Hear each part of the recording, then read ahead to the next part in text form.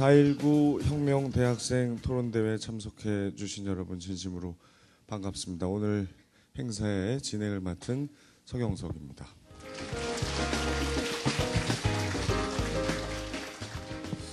저희 연예인들뿐만 아니라 많은 분들이 어디를 가나 요즘 마음 놓고 웃고 떠들 수 있는 그런 상황이 아닙니다.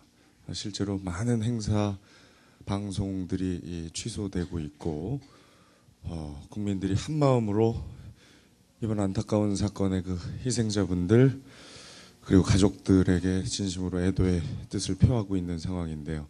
오늘 행사도 사실 치루어지기 쉽지 않은 상황이었습니다만 워낙 의미가 있는 그런 깊은 행사이기 때문에 일단은 오늘 진행을 하고요. 진심으로 그 희생자들 그리고 가족들에게 애도의 뜻을 여러분도 이렇게 마음속으로 전하시고 실종자들의 무사 귀환을 진심으로 바라는 마음으로 오늘 행사에 임해 주시면 고맙겠습니다. 저도 아주 최근에 어디를 가나 제가 원래 그렇게 어두운 성격이 아닌데 마음 놓고 참 미소를 지을 수 없는 이 참 상황이 너무나 안타깝고 다시는 이런 일이 대한민국에서 일어나지 않기를 진심으로 바랍니다. 자, 아무튼 이제 4.19 혁명 대학생 토론대회 시작을 할 텐데요. 대회의 취지에 대해서는 워낙에 많이들 잘 알고 계시기 때문에 제가 굳이 다시 언급을 하진 않도록 하겠습니다. 그리고 인사말 하시는 분들 그리고 축사해 주시는 분들이 또 좋은 이야기를 들려주실 거기 때문에 제 이야기는 생략하도록 하고요. 간단하게 오늘 대회가 어떤 과정을 통해서 이 자리까지 오게 됐는지 말씀드리면 2월에서 3월까지 예선을 했죠. 20개 팀이 참여를 했고요. 그중에 선발됐던 9팀이 지난 3월 30일 강북구청에서 본선 경기를 치렀습니다. 치열한 경쟁 속에서 결선에 오늘 드디어 3팀이 진출을 했고요. 이제 대회를 치르게 됩니다. 정말 대한민국 최고의 토론 실력을 자랑하는 그런 학생들이기 때문에 여러분 기대하셔도 좋을 것 같습니다. 자, 본격적인 대회 시작에 앞서서 오늘 행사를 마련해 주신 분들 중에 내빈 여러분을 간단하게 소개하도록 하겠습니다. 많은 분들이 참여를 해주셨습니다만 시간 관계상 몇 분만 소개해드리는 점을 양해해 주시기 바라겠는데요. 내빈 소개에 앞서서 간단하게 오늘 행사의 의미를 담고 있는 동영상을 잠깐 먼저 감상하시겠습니다.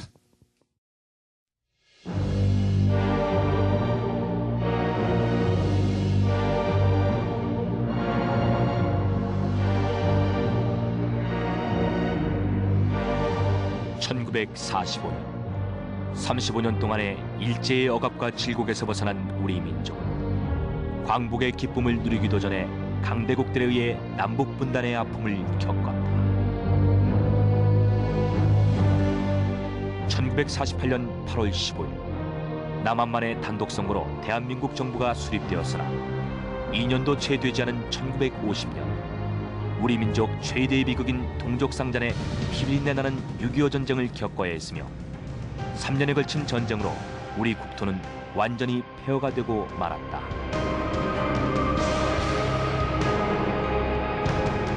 수많은 전쟁과들이 생겨났으며 우리 경제는 자생력을 잃고 외국의 원조에 의존함으로써 물가는 자꾸 오르기만 하였고 사람들은 일자리를 찾지 못해 거리를 배회했다. 그러나 국가를 재건하고 국가 경제를 일으켜야 할 이승만 자유당 정권은 자신들의 장기 집권을 꾀하며 부산 정치파동, 4.4.5입 개헌, 반대 세력에 대한 폭력 등 온갖 정치적 부정과 탄압을 일삼았다.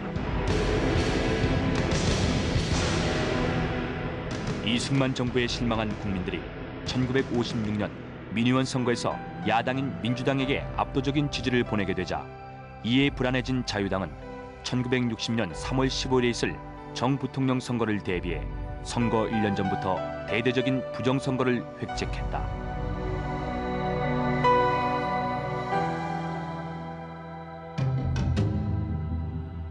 1960년 2월 28일 대구에서 개최될 민주당 선거 유세에 학생들이 참석하지 못하도록 일요일임에도 불구하고 학생들을 등교시켜 영화 관람, 토끼 사냥 등에 동원하자 대구 지역 고교생들은 부정선거를 규탄하는 거센 항의 시위를 벌였다.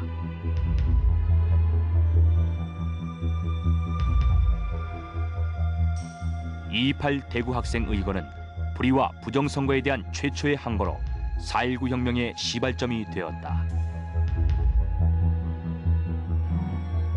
1960년 3월 15일 마침내 정 부통령 선거날이 밝았다. 이날은 장기 집권을 꿈꾸는 이승만과 이승만의 갑작스런 유고시 뒤를 이은 자유당 부통령 후보 이기붕의 예정된 승리의 날이었다. 3.15 선거는 사상 유례없는 추악하고 불법적인 부정선거로 얼룩졌다. 첫째, 3사람 또는 5사람씩 짝지어 기표하고 자유당원에게 검사받는 3인조, 5인조 공개투표. 둘째, 투표소 주변에 자유당 완장부대를 동원해 민주당 지지자에게 위협을 주는 완장부대 등장. 셋째, 있지도 않은 사람을 유권자로 둔갑시켜 자유당에 투표하게 하는 유령 유권자 조작. 넷째, 총 유권자의 40%에 달하는 자유당 표를 미리 투표함에 넣어두는 4할 사전 투표 등 부정과 폭력이 난무했다. 민주당 마산지구의 선거무효 선언과 함께 시작된 부정선거 규탄 시위가 전국으로 확산되자 이승만 정부는 무차별 진압에 나섰고 마산에서는 경찰의 사격으로 학생과 시민이 쓰러졌다.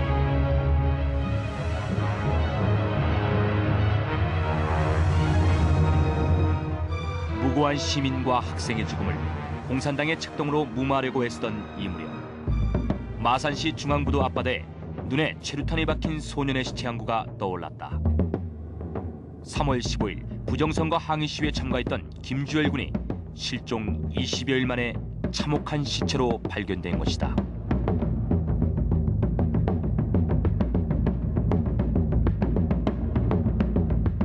분노한 마산 시민들은 격렬한 시위를 벌였다.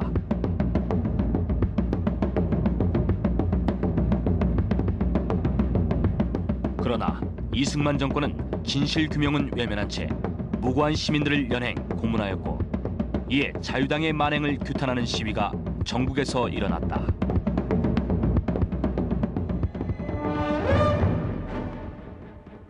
(4월 18일) 국회의사당 앞에서 구속된 동료 학우들의 석방과 학원 자유를 요구하며 평화적 시위를 벌인 후 귀가하던 고려대생들이 청계천 사가를 지날 때 경찰과 모의한 반공청년단이라는 정치 깡패들이 무차별 테러를 가해 수십 명의 학생이 부상당하는 사건이 발생했다.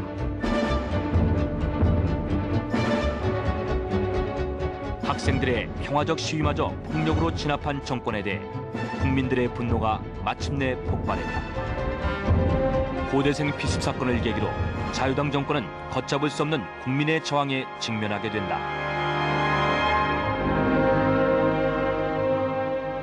피해 화요일이라 불리는 1960년 4월 19일 학생들은 이른 아침부터 선언문을 낭독하고 거리로 뛰쳐나왔다.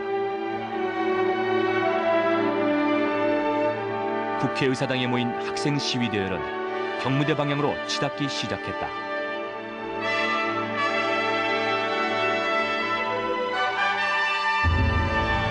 부정선거 규탄과 학원의 자유를 요구했던 시위가 경찰의 무자비한 탄압으로 혁명의 대열로 바뀌고 있었다.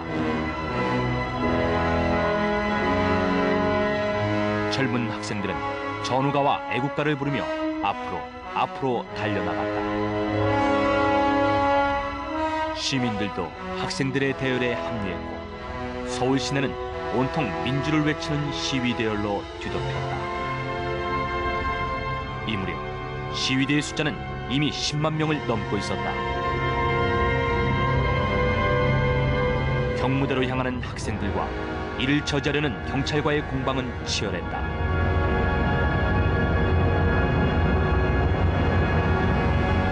최루탄과 공포 사격으로 필사적으로 저지하던 경찰의 1차 저지선은 민주신념에 불타는 학생과 시민들을 막을 수 없었다.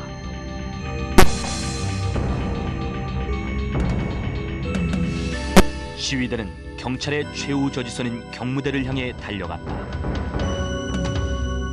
소방차를 앞세운 시위대와 경찰의 간격이 10여 미터로 좁혀졌을 때 경찰의 총구가 일제히 불을 뿜었다.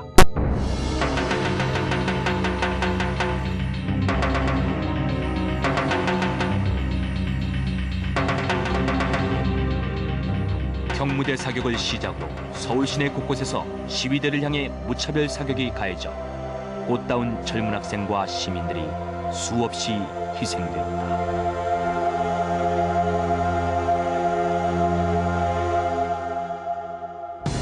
분노한 시민들은 반공청년단 본부와 왜곡 보도를 일삼았던 신문사를 불태웠으며 시위를 진압하기 위해 출동한 소방차를 빼앗고 경찰 관서를 습격하는 등 항의 시위를 전개했다.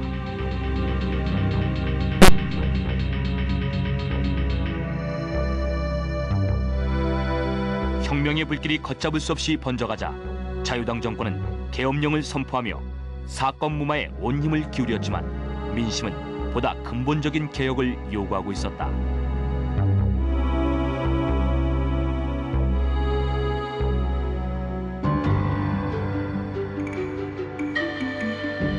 (4월 25일) 독재 정권의 종말을 결정짓는 시위가 일어났다. 제자들의 희생에 가슴 아파하던 대학 교수들이 시민과 학생들의 호의를 받으며 이승만 대통령의 하야를 요구하는 시위를 전개한 것이다.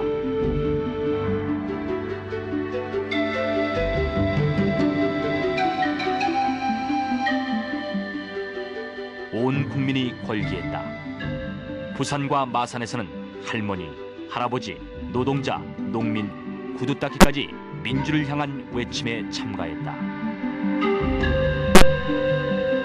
민주주의를 바라는 진정한 염원이 전국에 물결치고 있었다.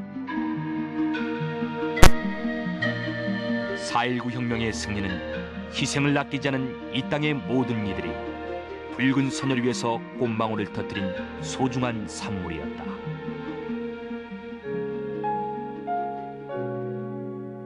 (4월 26일) 서울 시내엔 삼엄한 경계태세가 취해졌고 시위대의 규모도 엄청나게 불어났다.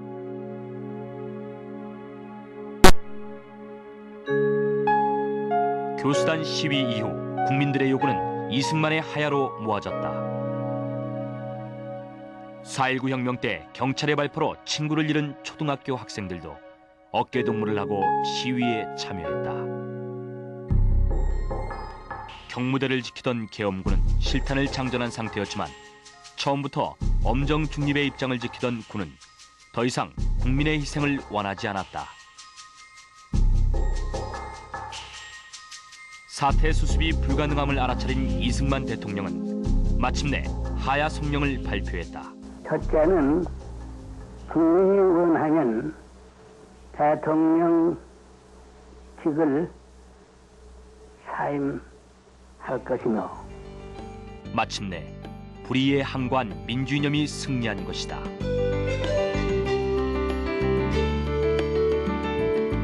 새로운 민주시대를 염원하는 환호와 만세 소리로 전국이 들끓었다.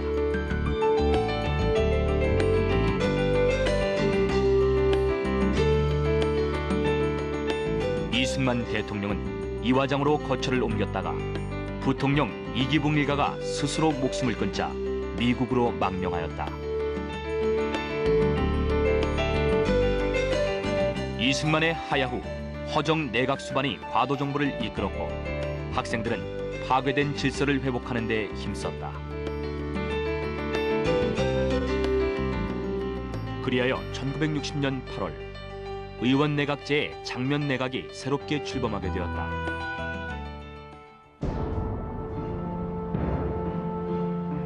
(4.19) 혁명 이후 30여 년간 이 땅의 진정한 민주주의는 제대로 꽃을 피우지 못했다.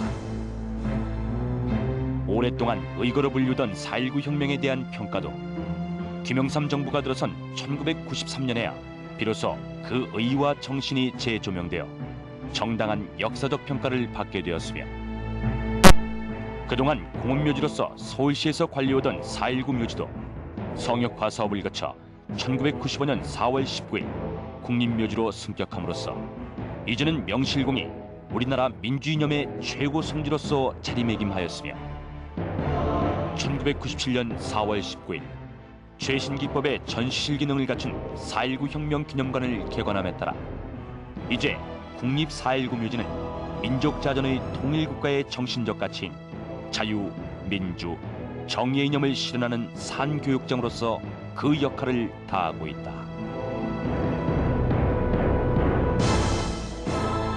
온 국민이 하나가 되어 자유, 민주, 정의를 위해 몸과 마음을 불태웠던 4.19 혁명. 우리는 4.19 혁명의 불의에 항거하는 정신과 자유민주주의에 대한 확고한 신념을 결코 잊어서는 안 될 것이다. 4.19 혁명은 아직 끝나지 않은 역사다.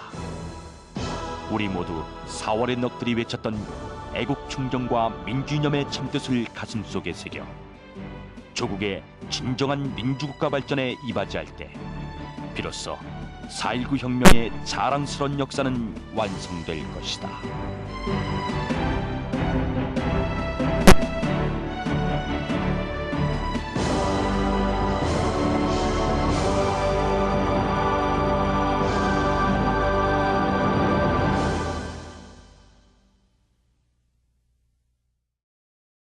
내빈 여러분 간단히 소개하고 다음 순서로 넘어가겠습니다. 정말 귀한 시간 내주신 분들입니다. 한 분 한 분 소개해드리면 여러분 큰 박수로 환영을 해주시기 바랍니다. 먼저 문승주 4.19 민주혁명 국민문화재 위원장께서 자리하셨습니다. 반갑습니다.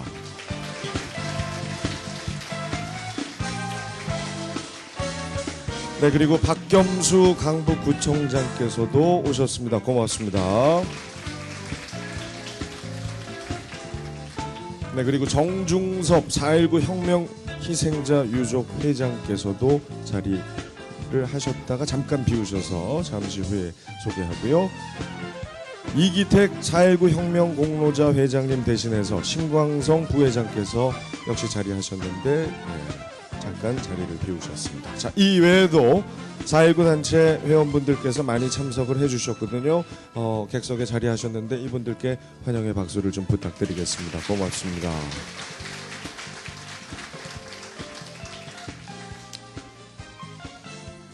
자, 그럼 문승주 4.19 민주혁명 국민문화재 위원장님 모셔서 인사 말씀을 한번 청해 보겠습니다. 여러분 다시 한번 박수를 부탁드립니다.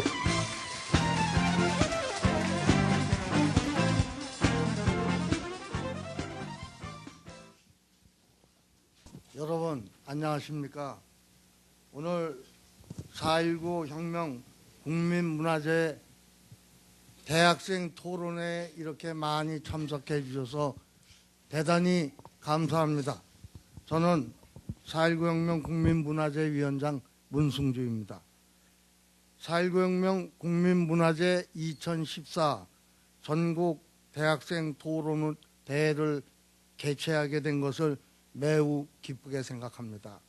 오늘 대학생 토론대회가 있기까지 많은 노력을 해주신 박겸수 강북구청장님과 직원 여러분들께 깊은 감사를 드립니다. 아울러 대학생 토론대회가 나아갈 방향을 제시해 주시고 대회 수준을 높여주신 연세대 김호기 교수님, 중앙대 장훈 교수님, 한신대 이기호 교수님, 덕성여대 김도환 교수님께도 환영과 감사의 말씀을 드립니다. 54년 전 부패한 정권에 맞서 일어난 4.19 혁명은 우리 현대사의 위대한 전환점이었습니다. 조국과 국민을 위한 시민들의 순수한 열정이야말로 대한민국의 저력이었고 대한민국 발전의 초석이 되었습니다. 우리나라 헌법 전문에 3.1운동으로 건립된 대한민국 임시정부의 법통과 불의에 항거한 4.19 민주 이념을 계승하고라는 규정이 있습니다. 자유, 민주, 정의의 4.19 이념을 후대에 물려주는 것은 무엇보다 중요한 일입니다. 그런 의미에서 오늘 4.19 전국 대학생 토론대회는 큰 의미를 가지고 있습니다. 우리나라의 미래인 대학생들이 모여 4.19 혁명을 재조명하고 민주화를 위한 실천 대안을 제시하는 이 자리가 4.19 혁명 이념의 계승의 모델이 될 것입니다. 또한 최종 본선에 진출한 권장서, 나이아 가라, 유리창 세 팀에게 축하의 말씀을 드립니다. 4.19 혁명 대학생 토론대 첫 번째 대회의 결승 진출자로서 자부심을 가지고 좋은 의견과 토론, 교류가 이루어지는 자리를 만들어 주시기 바랍니다. 오늘 4.19 희생영령 추모 소귀골 음악회를 개최하려고 하였으나 진도 여객선 침몰 사고로 취소되었습니다. 안타까운 마음 금할 길 없습니다. 삼가 고인의 명복을 빌며 좋은 소식이 전해지기를 기원합니다. 끝으로 바쁘신 가운데도 토론대에 참석하여 주신 모든 분들께 감사드리고 여러분 모두의 건강과 행운이 함께 하시기를 기원합니다. 감사합니다.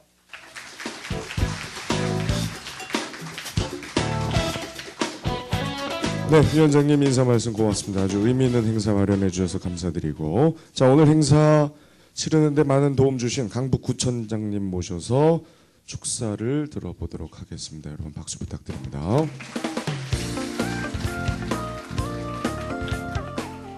네, 반갑습니다. 강북구청장 박겸수입니다. 교수님들 5분이 지금 수고를 해주시는데 이화여대 박인희 교수님이 빠지셔서 좀 서운했을지 모르겠습니다. 박인희 교수님도 오늘 고생을 해주십니다. 예, 좀 박수로 같이 해주시기 바랍니다. 참으로 보면, 참으로 제가 느껴보면 여기 계신 분들 다 그렇게 느끼시겠지만 대한민국이 살아온 것이 기적이 아닌가 저는 그런 생각을 해봅니다. 그때 시대 상황을 보면 진짜 지금과 비교해보면 아실 수 있을 겁니다. 일제만렙에 우리는 창씨개명이라는 것을 강요당해서 사실 자기 이름을 제대로 쓴 국민들이 별로 없었습니다. 전부 일본식 이름이었습니다. 그렇게 해서 몇 년을 쓰다가 해방이 됐는데, 광복이 됐는데, 광복돼서 우리가 자주독립국가를 건설한 게 아니고 바로 강대국 간의 힘의 겨루기 위해서 남북으로 갈렸습니다. 얼마 되지 않아서 이제 남은 남대로 북은 북대로 정부가 들어섰는데, 들어서자마자 또 남북 간의 전쟁이 터진 것입니다. 그러니까 정신없이 이게 살아온 그런 세월이었는데 전쟁이라고 폐허 상태였습니다. 제가 그때 보니까 해방될 때 45불 국민 총소득이 1인당 소득이, 그리고 1960년도 이게 4.19 일어날 때 65불 이런 정도 소득 수준이었는데 53년에 전쟁이 종식이 되고 정전이 되고 7년 뒤에 60년에 4.19가 일어납니다만 아무것도 없는 폐허 속에 지금 같은 시대 상황이 아니고 그냥 땅하고 하늘만 있는 것입니다. 우리 그때 당시 보면. 근데 그런 속에서 어떻게 민주주의를 학생들이 노렸을까 이런 것입니다. 그러니까 기적 아닌가 이런 생각을 해봅니다. 근데 한국의 역사를 이렇게 쭉 보게 되면 동학혁명이 있었고, 그 다음에 그 여파로 그 힘을 농축해서 다 소진된 것 같았지만 3.1 만세운동이 있었고, 그리고 3.1운동 1919년에 일어나서 그 많은 기간이 다 일본의 이 침략을 받았는데 다 소진될 줄 알았는데 그 정신 몇몇 이어오다가 민주주의 국가라고 해보지도 않는 민주주의 국가에서 7년 만에 독재를 하니까 야 이거 안 된다. 대한민국 민주공화국인데 어찌해서 이 독재 속에서 암울하게 사느냐. 우리가 한번 나서보자. 이거입니다. 그래서 자유당 정권에서 부정부패 부정선거를 시발로 해가지고 이렇게 모든 대한민국 국민들이 다 같이 했는데 그때 대한민국에서 도화선을 땡기는 게 젊은 학생들이었습니다. 근데 그 학생들이 다 커서 여기 계신 여기 지금 4.19 세대가 바로 그때의 학생들이신데 이거 보면 그때를 회고해 보면 참으로 진짜 이 대단한 기적 같은 일을 했는데 그것이 세계사 속에서 우뚝 선 한국의 4.19였습니다. 4.19 혁명이었습니다. 그런데 오늘 이렇게 의미가 있는 것은 지금에 있어서 대학교에 또는 고등학교에 우리 학교 학생들을 보면 세상은 빨리 변해서 아주 전광석화처럼 지금 변해가고 있는데 정작 그때 대학생들의 사고방식을 우리가 같이 견뎌보면 과연 참으로 시대 상황에 대해서 이 얘기를 할 수 있을까 이런 생각이 들어갑니다. 오늘 대학교 학생들 토론회가 아니라 토론대회입니다. 오늘 분명히 1등, 2등, 3등을 가리는 대회입니다. 토론회는 어저께 한신대학교에서 교수님들과 과거, 현재, 미래 세대들과 간에 한신대학교에서 학술 토론을 했습니다만 오늘 있는 것은 민주주의에 관해서 우리 대학생들과 어떤 대학생들의 사고방식을 갖느냐에서 토론 대회를 갖는데 이번 4.19 국민문화제가 진행이 되는 동안 매우 중요한 이 오늘의 일정입니다. 그래서 앞으로 대학생들이 오늘 기점으로 토론 대회 나도 4.19 토론 대회 나가야겠다. 아마 이런 생각들이 오늘을 기점으로서 이제 앞으로 쭉 나갈 겁니다. 그럼 내년 4.19 혁명 국민문화제에 있을 때 토론 대회는 오늘을 시발로 해서 대학교 학생들 문화가 확 바뀌리라고 저는 생각합니다. 아마 내년에는 훨씬 더 많은 기업들이, 사회인들이, 국민들이, 그리고 대학생들이 관심 갖는 토론회가 될 것으로 기대하면서 오늘 나오신 우리 토론 대회에 참가해 주신 모든 대학교 학생들 그리고 응원하는 학생들을 정말로 존경하면서 잘 진행되기를 바라겠습니다. 여러분들께서 대학교 학생들 문화를 선도한다 이런 생각으로 오늘 진행해 주시면 감사하겠습니다. 고맙습니다.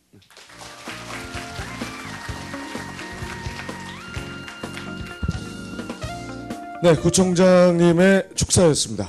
구청장님이 아주 톤도 강하시고 말씀 참 잘하시는데 구청장 토론대회 이런 거 있으면 1등 하시겠어요. 네, 대단하신 분입니다. 자, 이제 오늘 학생들의 그 토론대회를 심사해 주실 심사위원분들을 한 분 소개하겠습니다. 호명되시면 일어나서 예의 갖춰주시고 많은 분들은 박수를 쳐주시기 바랍니다. 아까 저는 상황을 몰랐는데 인사 말씀에 한 분만 빠져 있어서 좀 서운하셨던 것 같은데 거꾸로 이분을 먼저 소개하겠습니다. 이화여자대학교 박인휘 교수께서 자리하셨습니다.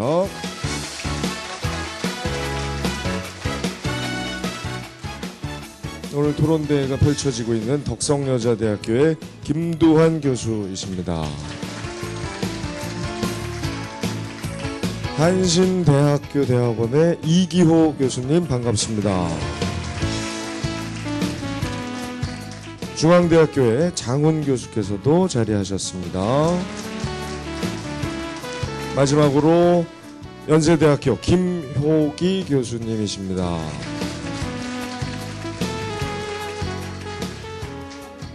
아주 공정한 심사를 부탁드리겠습니다. 오늘 결선에 출전하는 세 팀은 이미 상이 확보가 돼 있습니다. 떨어지는 사람은 아무도 없어요. 다만 대상이냐 금상이냐 은상이냐 이렇게 나눠지게 되고요.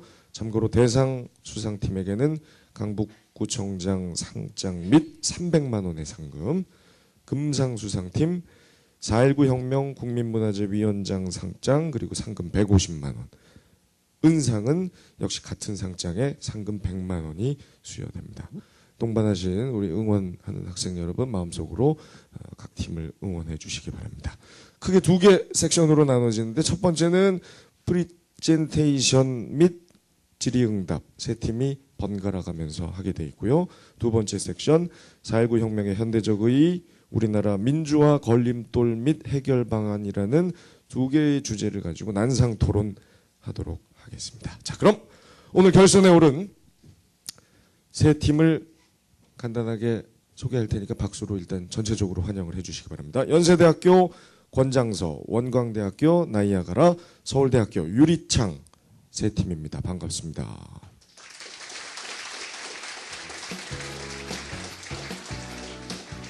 자, 그럼 첫 번째 섹션 프리젠테이션 및 질의응답 이제 시작할 텐데요. 현장 추첨으로 순서를 정했거든요. 첫 번째 프리젠테이션 할 팀은 원광대학교 나이아가라입니다. 자리하시고 잠시 후에 질문하실 나머지 두 팀도 자리 위치해 주시면 되겠습니다.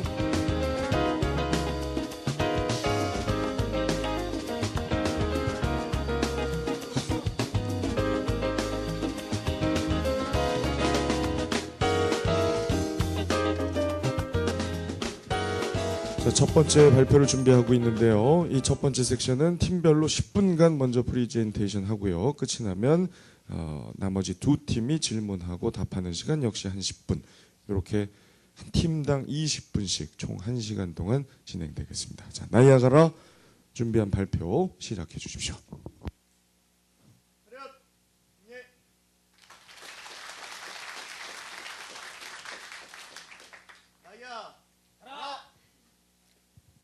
안녕하십니까. 저희는 언어와 민주주의의 관계에 대한 분석 및 우리 사회를 위한 언어의 역할을 바탕으로 이에 대한 실천 과제 및 실질적인 대안에 대하여 발표할 것입니다. 첫 번째 발표 시작하겠습니다.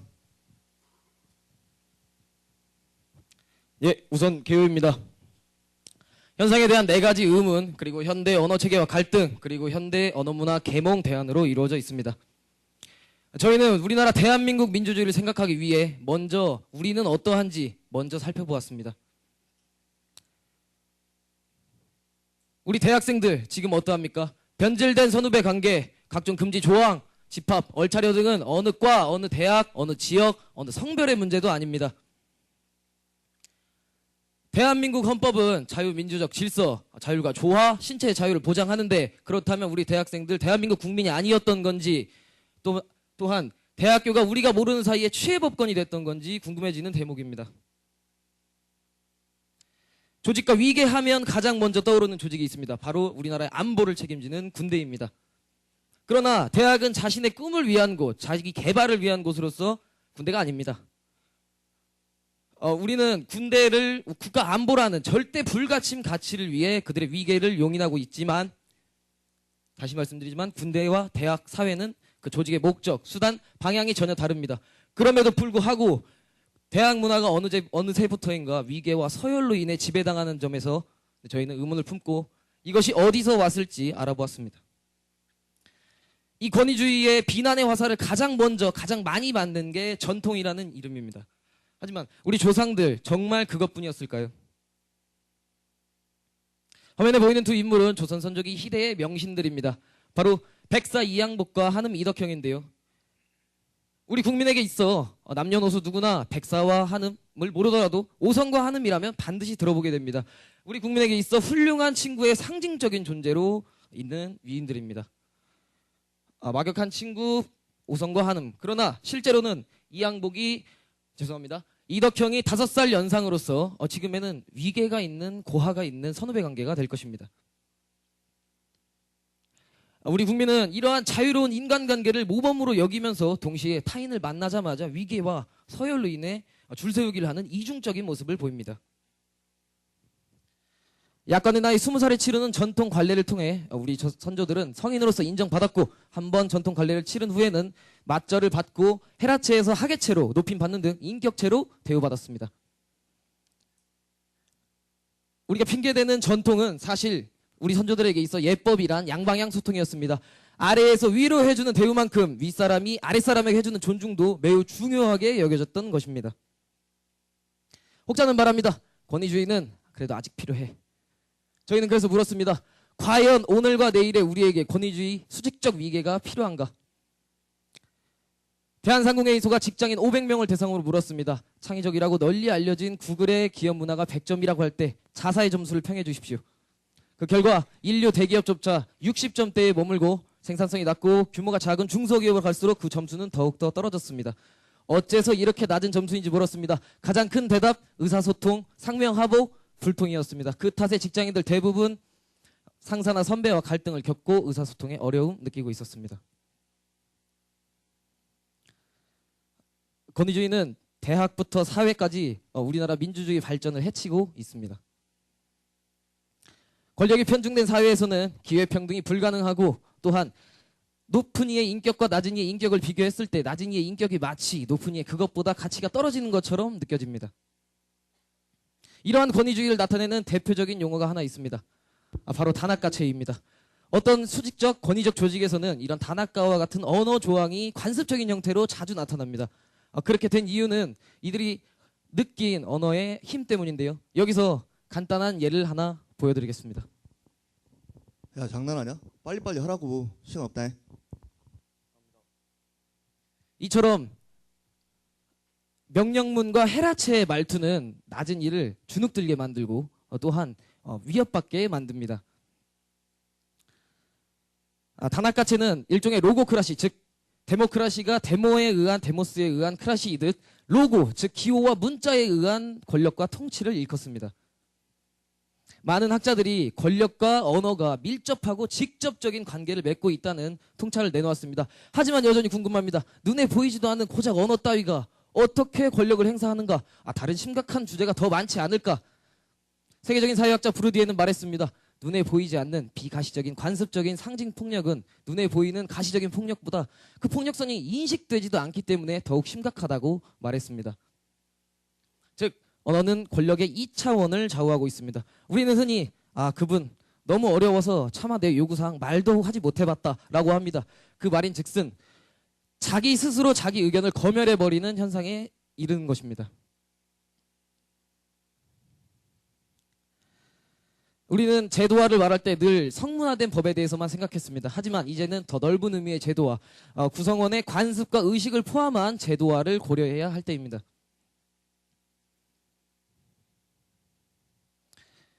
민주주의를 위한 의식함양, 의식함양을 위한 언어, 언어를 위한 우리 언어의 큰 축 좀비법을 살펴보겠습니다.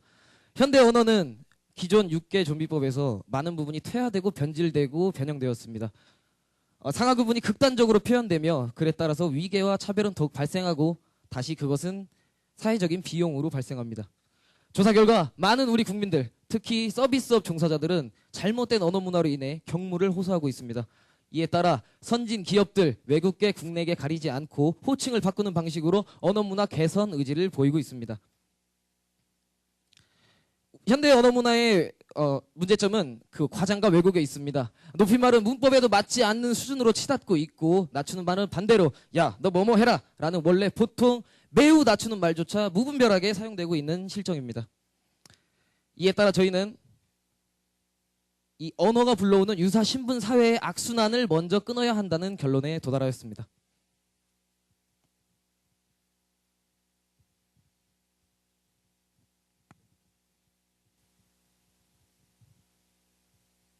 그렇다면 언어문화 계몽, 언어문화 민주화란 무엇인가? 언어문화 민주화란 등하불명, 가까이에 있지만 사소하게 여겼던 말의 변화를 통해 우리 민주주의를 위해서 우리 국민 서로가 소통하는 장을 만들자는 것입니다. 그래서 민주주의 발전을 위해 저희가 제시한 것은 YO, 언어문화 계몽 대안을 마련하였습니다.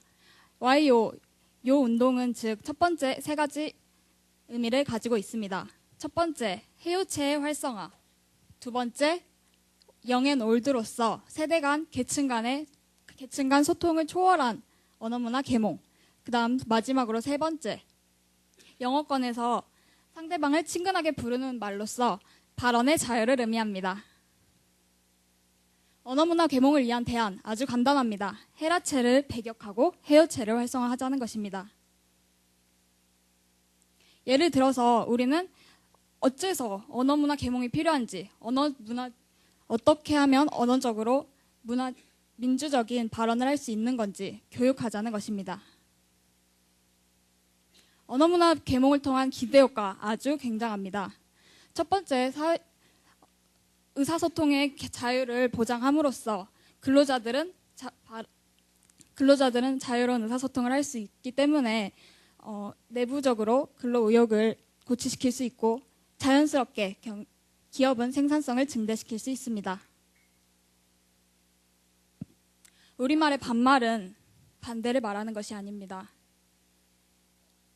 우리말의 반말은 반절만 말하자는 것입니다. 하지만 현재 우리는 반말을 사용하는 사용자의 반의 반도 고려하지 않는 수준에 있습니다. 반면에 높임말은 밑도 끝도 없이 높아져서 우리 문법인 국어를 파괴하는 수준에 이르렀습니다. 너무 높아진 언어와 위계를 내려오고 너무 낮아진 언어의 인권을 올라가는 것, 그것이 저희가 말하는 언어문화 계몽입니다.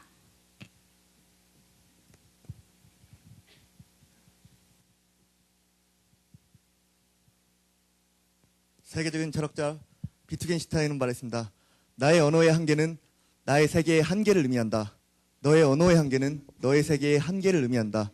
이렇듯 언어는 그 사용자를 가둘 수 있습니다. 이제는 언어가 불러오는 위계의 감옥에서 해방되어 민주주의를 향해 나아가야 할 때입니다. 저희는 대한민국 국민이 정치적, 경제적 뿐만 아니라 사회적, 문화적 모든 생활의 영역에 걸쳐 차별받지 아니하고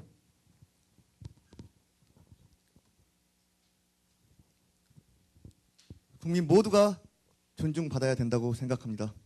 발표 마치겠습니다.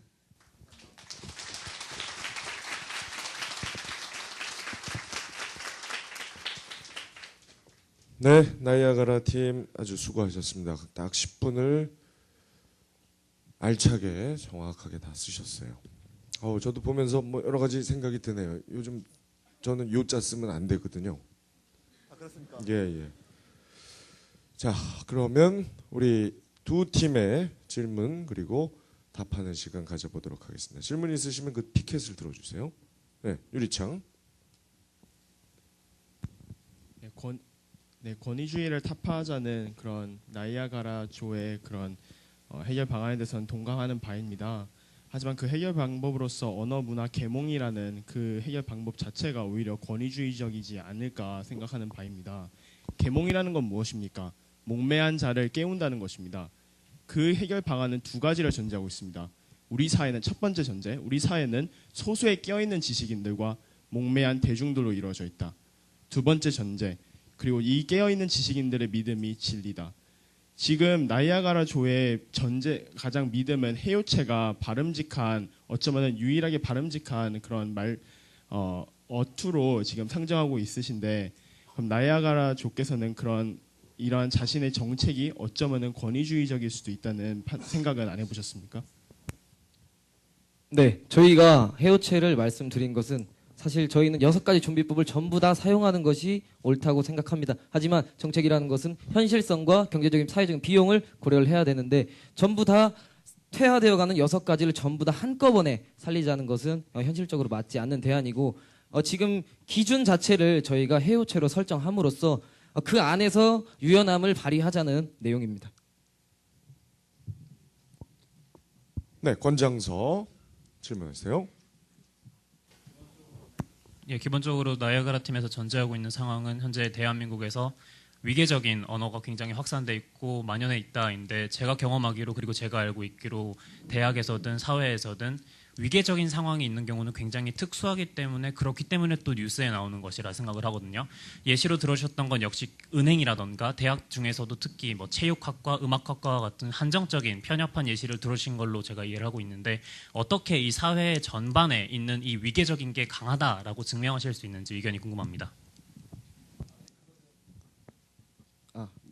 네, 그것은 저희가 연세대학교 심리학과 교수의 연구 자료를 인용을 했는데 그 부분에서 우리나라 국민이 얼마나 권위주의적인가, 얼마나 권위주의를 느끼는가에 관련한 자료를 지금 이제 저희가 준비를 해놨는데 일단 그거 좀 이따 보여드리도록 하겠습니다.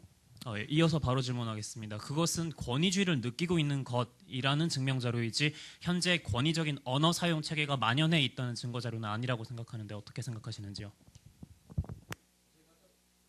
아까도 말씀드렸다시피 언어는 사고체계와 매우 밀접한 연관이 있기 때문에 언어에서부터 수직적으로 나누기 시작하면 그것은 그 사고체계로 이어진다는 말씀을 드리는 거고, 예를 들어 만든 쌀 조리법 똑같은데 어떤 분이 먹으면 드시는 거고 어떤 사람은 먹어야 됩니다. 또 어떤 사람이 말하면 말하는 거고 어떤 분은 말씀하고 계시는데, 이런 사물에서조차 등급이 나뉘는데 사람이 등급이 나뉘지 않는다는 이야기는 할 수 없기 때문에 저희가 지금 언어문화 민주화를 말씀드리고 있습니다. 혹시 유리창 팀께서 양해해 주시면 저희 이어서 질문 하나만 더 해도 되겠습니까? 네, 감사합니다. 지금 말씀해 주신 바로는 권위에 따라서 우리나라 사람들이, 국민이 사람을 등급을 나누고 그에 따라서 차별하고 권위주의를 느끼고 그에 따라서 억압받는다라고 말씀해 주셨는데, 저희가 뭐 교수님께서 말씀을 하십니다라고 얘기를 하더라도 교수님께 저희 의견을 발언하지 못합니까? 대학 수업에 있어서 가끔 날씨 좋은 때 그런 거 하죠. 교수님 오늘 휴강 좀 해주세요. 이런 발언 가끔 합니다. 특히 1학년 때. 여기 지금 고등학생들 굉장히 많으신데, 고등학생들 날씨 안 좋고 수업 안 하고 싶고 그럴 때 선생님 첫사랑 얘기해 주세요. 이런 말 많이 하죠. 저희가 알고 있는 이런 장난스러운 문화, 장난스럽게도 내 의견을 얘기할 수 있는데 진지하게 내 의견을 얘기 못 하겠습니까? 권위주의를 느낀다는 것 자체가 억압이라고 얘기하는 게 어느 정도 비약이 있지 않나 생각합니다. 저희가 말씀드리는 것은 나이가 한두 살 차이가 남에도 불구하고 자신의 의견을 자유롭게 말하지 못하는, 자유롭게 토론의 장을 형성할 수 없는 우리 사회를 말하는 것이지, 교수와 학생의 이런 관계를 좁히자가 아니라 한두 살 차이에도 불구하고 자유롭게 목소리를 낼 수 있는 그런 사회를 만들기 위해서 서로 상호 존중, 반말을 지향하자는 그런 취지로 이런 언어 문화 민주화를 준비하였습니다.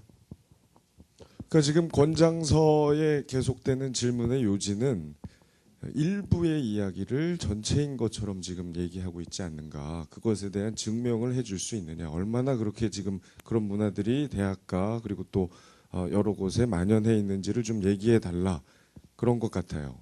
그거에 대한 답을 마무리를 좀 해주세요. 네, 그것에 대해서는 아까 저희가 자료로 제시를 했다시피 이제 3슬라이드에 이제 제시가 되어 있는데, 저희가 아까 말씀드렸다시피 이게 어느 지역, 어느 과, 어느 대학의 문제가 아니라고 말씀을 드렸습니다. 그 이유로는 예를 들어서 항공서비스학과 전역자도 없는데 왜 도대체 단학과 조항을 써야 되는지, 마찬가지로 생활체육과 다른 동아리마저도 그런 모습을 보이고 있다는 데서 저희가 발췌한 것은 일부만 발췌한 내용이고, 언론사에도 이미 많이 그런 내용이 보도가 되었기 때문에 제가 말씀을 드리고 있는 것입니다.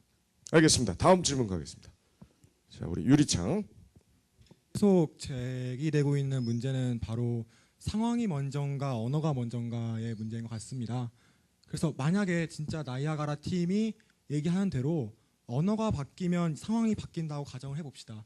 물론 이 부분은 많은 논란이 있지만, 그렇다고 해도 과연 해요체만을 고집하는 게 옳은 것인가? 지금 우리의 좀비법은 하나의 우리나라의 문화입니다. 이런 우리나라의 문화를 말살하는 거 아닌가요? 저희는 언어와 의식이 상호작용을 한다는 입장에 있고, 그 부분에 관해서는 뭐가 달걀이고 뭐가 닭인지, 뭐가 우선인지에 대한 논란은 일단 접어두고, 두 개가 말씀하신 대로 상호작용을 한다는 전제 하에서 여러 가지 연구 결과를 토대로 그것을 이미 충분히 증명이 됐다는 전제 하에서 저희가 6가지 준비법을 다 없애자는 게 아닙니다. 그럼 제가 이런 질문을 던져볼 수 있겠습니다. 최근에 친구분한테 하계체 쓰신 적 있으십니까? 최근에 친구분한테 하우체 쓰신 적 있으십니까? 6가지 문화 전부 다 유지해야 된다고 말하면서 왜 도대체 한복 안 입고 지금 정장 입고 여기 앉아 계십니까? 최근에 3년상 치르셨습니까? 전통이라고 하여 무조건 저희가 그것을 무비판적으로 가져가야 하는 게 아니라, 그 와중에서도 보존할 건 보존하고, 당연히 그러면서도 기준점을 조금 설정해 주는 것이 우리 국민들에 있어서 바람직한 방향이지 않느냐라는 지금 말씀을 드리고 있는 것입니다. 네, 저 이어서 질문 드리도록 하겠습니다. 저희가 생각하는 것이 그 좀비법을 다 살리자는 건 절대 아닙니다. 지금 현재 양극화라고 말씀하신 그게 오히려 비정상적인 일이 아니라 오히려 언어가 편리하기 때문에, 그런 문화가 편리하기 때문에 그렇게 변했다고 하는 게 저희 관점입니다. 굳이 언어라는 것은 유용한 방향으로 점점 더 변화갑니다. 지금은 아래아자 안 쓰지요. 왜냐하면 편리하지 않기 때문입니다. 발달할 때 아래아자를 안 쓰는 이유는 그 편리하기 이유인데, 이런 양극화 현상도 그러한 맥락이 있다고 봅니다. 그리고 무엇보다 저희가 말씀드리고 싶은 것은, 물론 언어와 현실 상호 관계적입니다. 하지만 그 관계를 했을 때 동등한 게 아니라 어쩌면 현실이, 상황과 맥락이 더 큰 힘을 발휘한다는 게 저희의 입장입니다. 해요체는 옛날에 유학자들이 생각하듯이 해요체가 우리가 부드럽게 느끼는 이유는 그 울림과 소리가 이치에 맞거나 선에서가 아닙니다. 해요체를 그러한 부드러운 상황과 맥락에 사용하기 때문에 우리들이 해요체를 매우 그렇게 인식하는 것이지요. 그렇다면 해결 방법은 해요체를 많이 쓰는 것보다 오히려 그런 상황과 맥락을 만드는 것이 맞다고 생각합니다. 그런 점에서는 어떻게 생각하십니까? 가 본격적으로 활성화된 것은 전 서울 국립국어원 원장을 역임했던 이익섭 박사의 1978년 자료에 따르면 1950년대부터 아녀자와 어린아이들이 먼저 쓰기를 시작했다고 이런 내용이 적혔습니다. 이에 보듯이 그 당시 어린아이와 아녀자들이 강한 어조로 말하기 위해서 해요체를 사용했던 것은 아니라고 생각이 되며 또 한 가지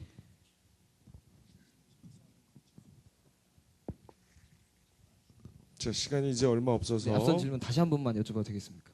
예, 지금 해요체가 활성화되셨다고 말씀하셨는데 일단 활성화는 그냥 그건 하나의 초기 단계일 뿐이지 활성화되지 않았다는 것은 분명히 짚어 나가야 될 것 같고요.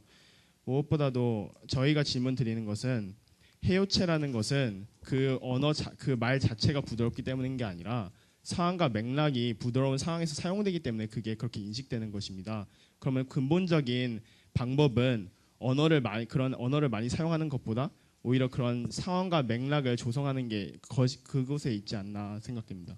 네, 아까 두 가지 질문을 주셨는데 편리성하고 맥락 이제 얘기를 하셨는데 편리성을 먼저 얘기를 하자면 누구한테 편리하다고 말씀하시는 겁니까? 예를 들어 형님 식사하셨습니까? 정정하겠습니다. 이게 편하다고 생각이 들지는 않습니다. 또한 맥락이라고 말씀하셨는데 저희가 계속 강조드리는 것이 언어가 동떨어져 있고 맥락이 있고 이게 아니라 언어와 맥락이 상황이 같이 구조가 상호작용한다는 말씀을 드리고 있는 것입니다. 지금 말씀하신 것이 바로 그걸 보여주는 것 같습니다. 지금 저희는 다와 까체로 사용하는데 전혀 권위주의적이지 않지 않습니까? 하지만 그런 맥락으로 뭐 하셨습니까? 이런 식으로 말투로 하는 순간 그렇게 변하는 것이지 결국 상황과 맥락의 문제라고 생각합니다. 마무리를 감사합니다. 하도록 하겠습니다. 아주 수준 높은 대화가 오고 갔어요. 예, 이 유리창의 이야기도 일리가 있고 우리 나이아가라가 답변한 것도 우리가 다시 한번 생각해봐야 될 일인 것 같습니다. 자, 우리 수고한 나이아가라에게 박수 부탁드리고 이번엔 유리창이 프리젠테이션 준비하고 자리를 바꾸도록 하겠습니다.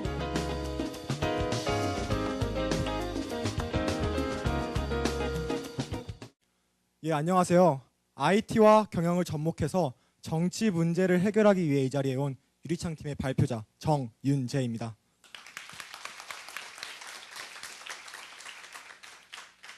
'4.19 혁명을 기념하는 자리에 오신 여러분 모두 정말 감사합니다. 여러분들이 귀한 시간 내준 만큼 오늘 저도 최선을 다해 토론에 임하겠습니다. 1960년 3월 15일 이승만 대통령은 정말 말도 안 되는 부정선거를 자행합니다. 이에 분개한 시민들은 거리에 나섰고 대통령은 이 시민들에게 총을 발포했습니다. 그 자그마치 10,000명에 달하는 시민들이 죽거나 다쳤습니다. 이에 시민들은 굴하지 않았습니다. 10만 명이 넘는 시민들이 계속 거리 행진을 이어갔고 이에 이승만 대통령의 하야라는 민주주의의 승리를 일궈냈습니다. 이들의 숭고한 희생이 있기 때문에 지금 우리가 자유를 누리고 있습니다. 저는 이 자리에 4.19 정신을 계승하기 위해 서 있습니다. 그럼 4.19 정신이 뭔지 한번 생각해봤습니다. 4.19 정신은 정의를 향한 시민들의 자발적인 참여입니다. 이때 거리에 나선 수많은 사람들은 어느 야당 세력의 선동을 받은 것도 아니고 자신의 경제적인 이익을 위해 나간 것도 아닙니다. 오로지 잘못된 것을 바로잡겠다는 이 마음 하나로 자신의 몸을 거리에 던졌습니다.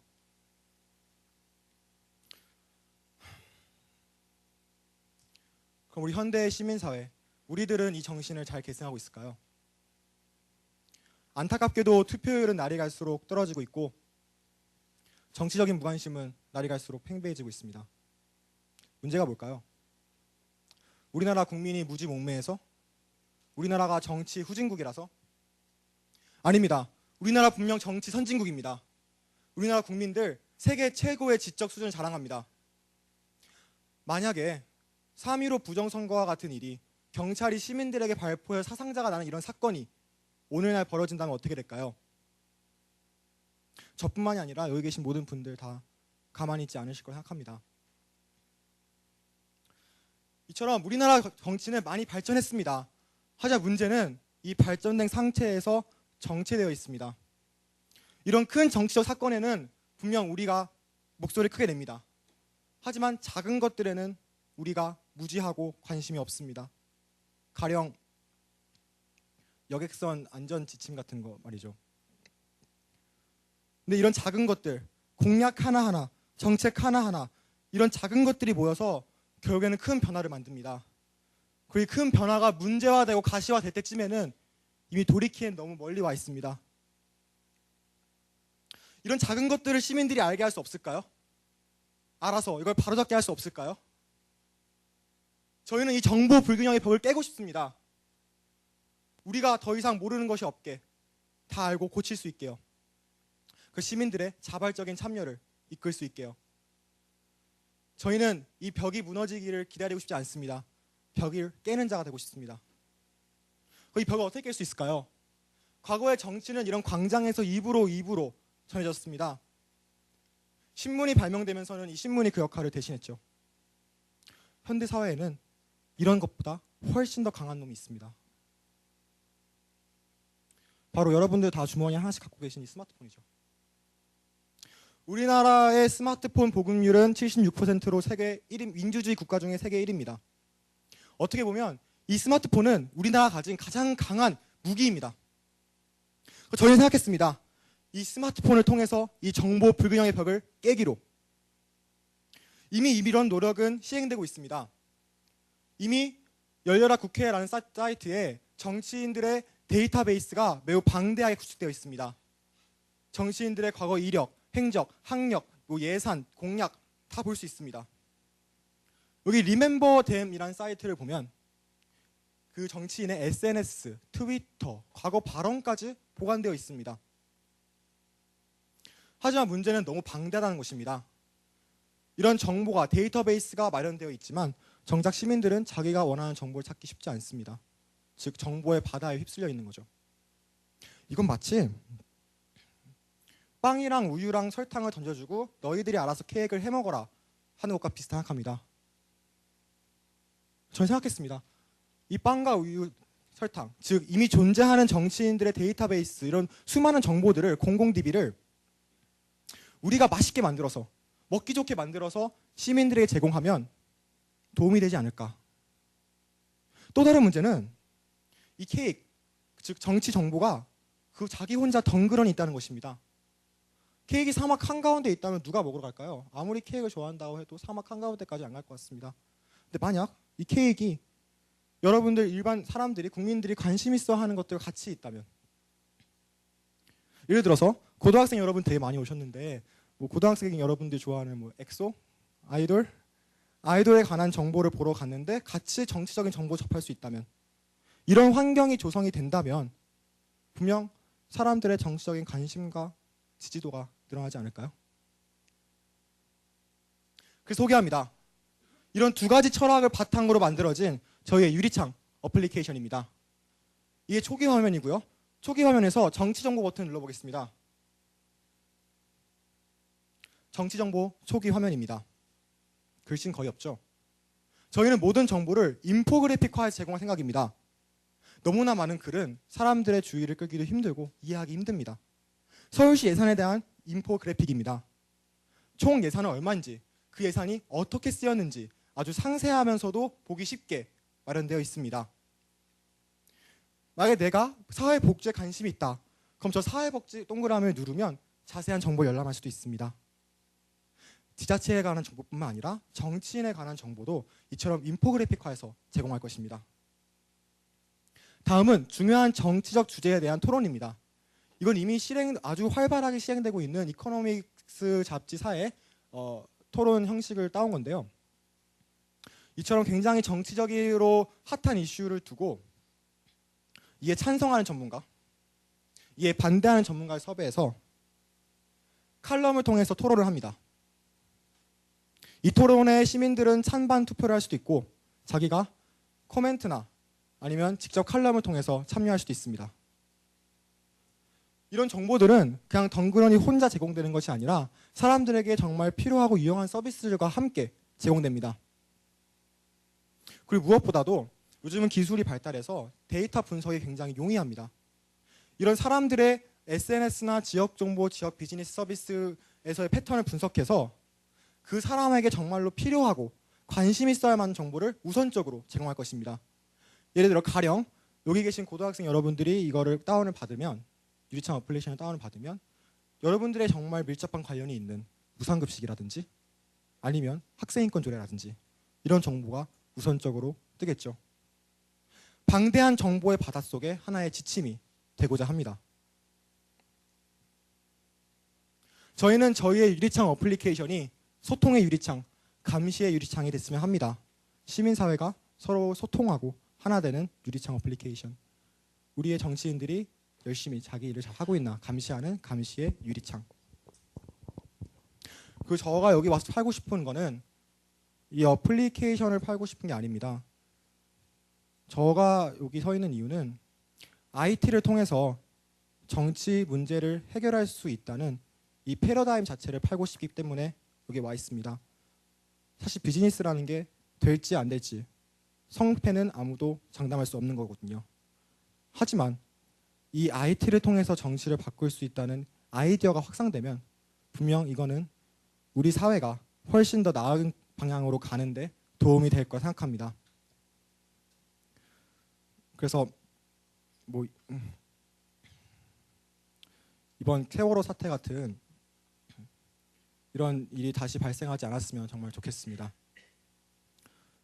네, 기술이 인간을 자유롭게 하리라. 유리창 팀이었습니다.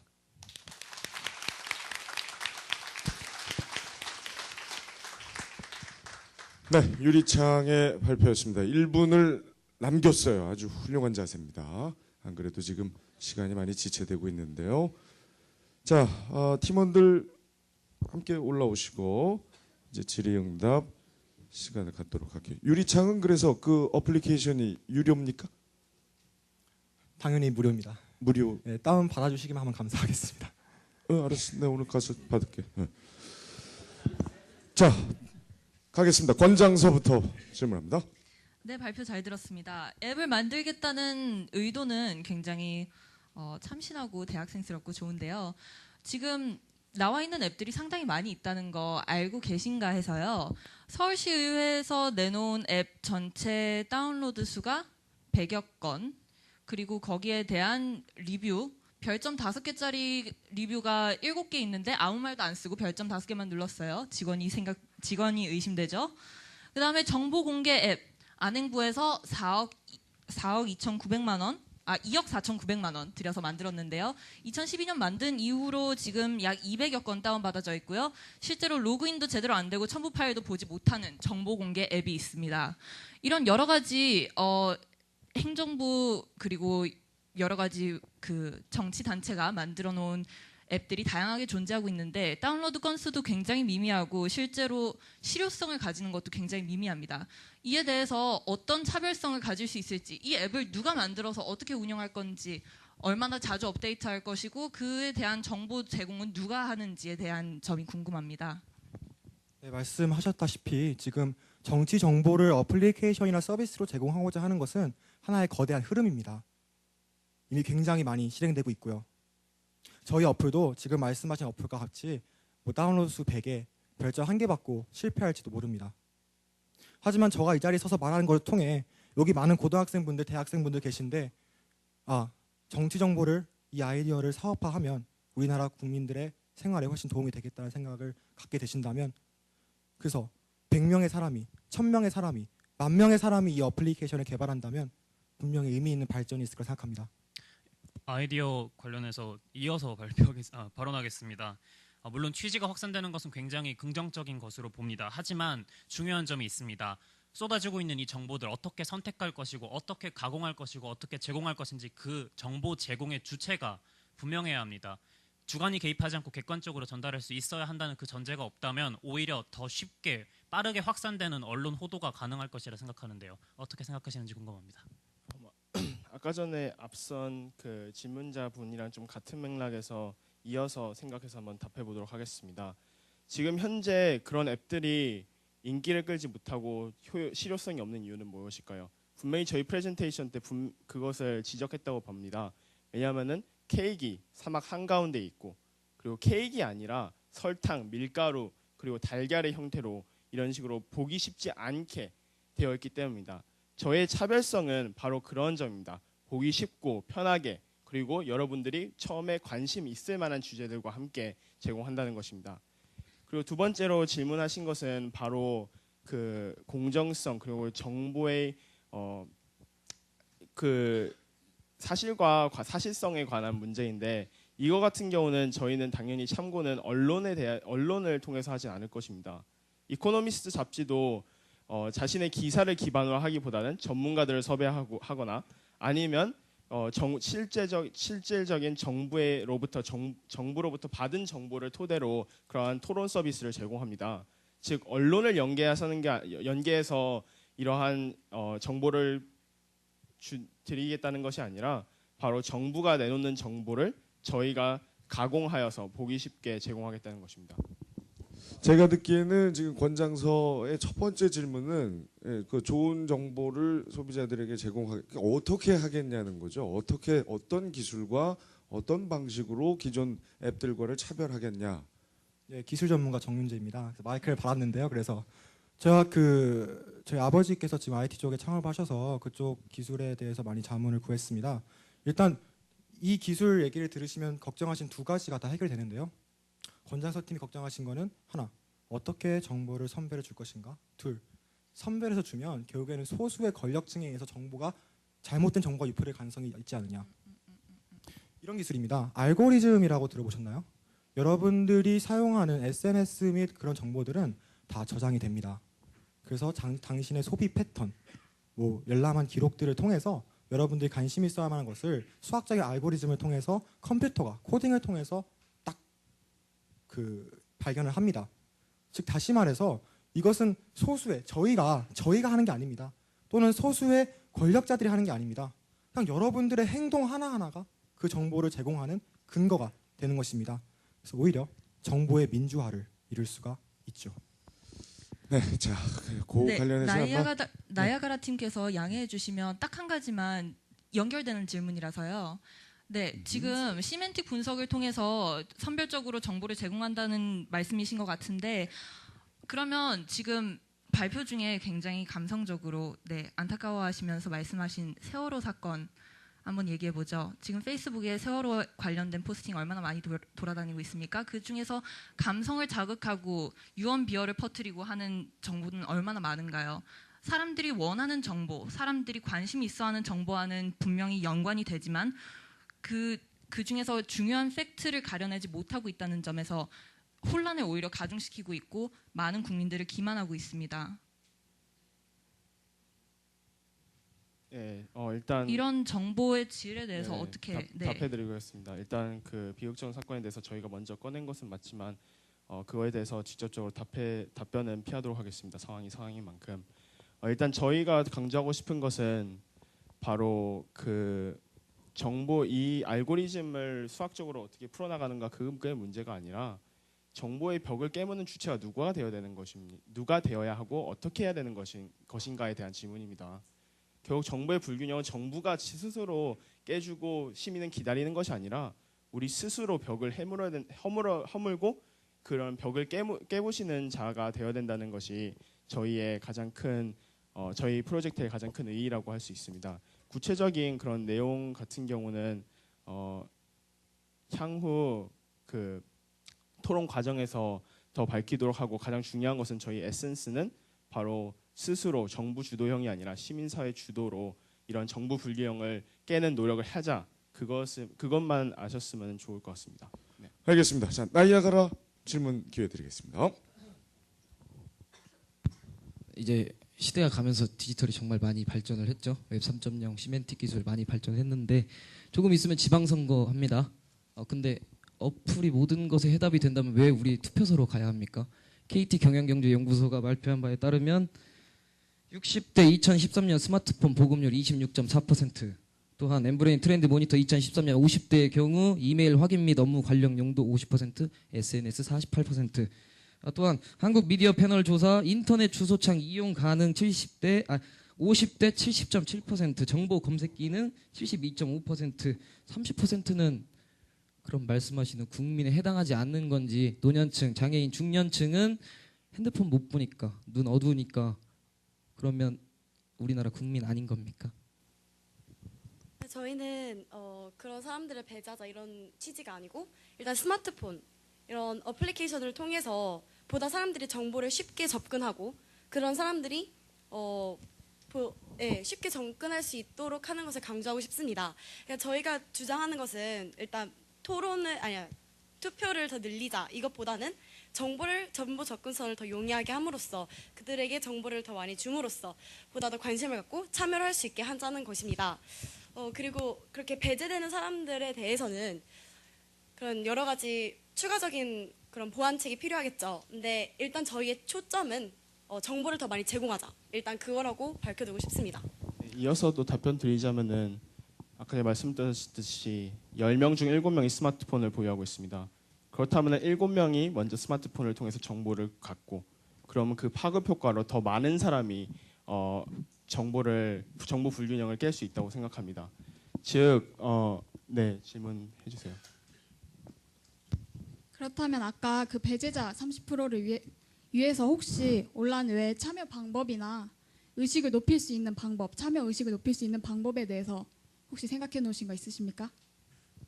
지금 되게 저는 혼란스럽습니다. 저희가 그 30%의 정보를 뺏어서 70%에게 주는 게 아닙니다. 지금 이렇게 돼 있다면, 지금 모두 다 이렇게 100 갖고 있다면 일단 정보를 더 많이 줘가지고 그 100을 200으로 만들자는 것입니다. 그러니까 지금 현재 상태보다 어쨌든 더 좋아진다는 말이죠. 네, 자 짧은 질문 답 듣고 마무리합니다. 그러면 그 말 그대로 10대부터 70대까지 전부 다 사용한다고 하겠습니다. 정보 모이네요, SNS 모이네요, 정치 성향 모이네요. 빅브라더 아닙니까? 저희는 개인 정보를 요구하는 앱이 아니라는 것을 분명히 밝혀드리고, 정치 성향은 어쨌든 반영이 된다고 아까 찬반 투표를 했는데, 제가 어디에 투표했는지 그걸 누가 관리하는지. 정치 성향과 투표 그 비밀 선거의 그 차이는 확실히 있는 것 같아요. 마지막 답변 해도 될까요? 지금 두 팀 다 이 부분에 되게 의문이 많은 것 같아서. 예, 그렇게 하시고 웬만하면 저 진행도 좀 봐주시면서, 아까 뭐 이렇게 좋은 분위기 하자면서요. 해요체, 그 진행자 허수아비 아니고요. 자, 짧게 우리 유리창이 답하고 마무리하겠습니다. 네, 두 팀 다 빅브라더, 권력 정보의 독점을 우려하셨는데요. 지금 이거는 그러니까 기술적인 설명을 길게 못 드리지만, 어떤 한 사람이 정보를 통제하고 관리하는 게 아니라 우리 시민 모두가 정보를 공유하는 것입니다. 그 자신의 행동 패턴을 컴퓨터가 알아서 그걸 저장을 해가지고 yes no 알고리즘을 통해서 정보를 제공하는 거지, 어떤 통제 기관이 있는 것이 아니기 때문에 두 팀의 의혹은 합당하지 않다고 생각합니다.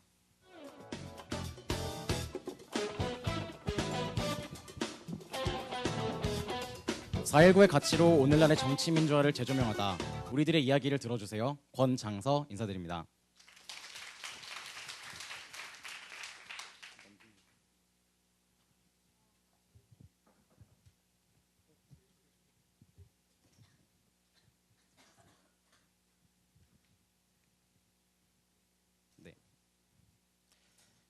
청년 민주주의를 말하다라는 본 대회의 대주제에 본격적으로 들어가기에 앞서 먼저 최근 한국 사회에서 지속적으로 제기되고 있는 이슈와 그 함의에 대해서 말씀드리도록 하겠습니다. 다음은 최근 한국 사회에서 꾸준히 화두에 오르고 있는 그런 이슈들입니다. 당 문제들은 깊이 살펴보면 발전과 분배, 포퓰리즘, 반목구조의 확대 재생산 등의 주요 쟁점들을 내포하고 있습니다. 이런 이슈와 쟁점들은 각종 담론의 형태로 한데 묶일 수 있습니다. 그리고 이러한 담론은 사회 구조를 그 배경으로 하고 있습니다. 따라서 저희는 진정한 민주주의를 논의하기 위해서는 부분적인 이슈에 대한 제한적인 접근이 아니라 사회 구조 전체에 대한 진단 및 문제 해결이 필요하다고 생각하였습니다. 이어서 정치 민주주의의 선결, 당위성 3가지에 대해서 말씀드리도록 하겠습니다.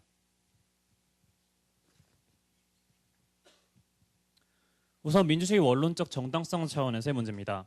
저희는 모두 중학교 교과서에서 민주주의를 처음 배웠습니다. 고대 그리스 폴리스에서 시작되어 시민의 직접적인 정치 참여로 했던 게 민주주의의 근간이었죠. 하지만 점차 사회가 고도화, 전문화, 다원화되면서 시민들의 목소리를 어떻게 반영할 것인가라는 차원에서 대의민주제로 발전하게 됩니다. 즉, 현대 민주주의의 가장 큰 척도는 시민의 목소리가 반영되는가의 문제를 넘어 어떻게 반영하는가, 얼마나 반영하는가의 문제로 이어지게 됩니다. 그렇기 때문에 민주주의란 가장 기본적으로 시민의 목소리 반영이라는 차원에서 논해야 된다는 점이 첫 번째입니다.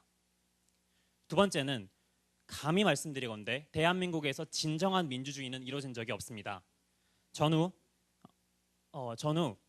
북한에서는 사상이 굉장히 투철했던 박헌영 대신 김일성이라는 민족적 정통성을 가진 인물을 내세웠던 반면 남한에서는 이승만이 정권에 들어오기 위해서 지역주의, 반공 프레임과 같은 정치적인 수단을 이용하게 됩니다.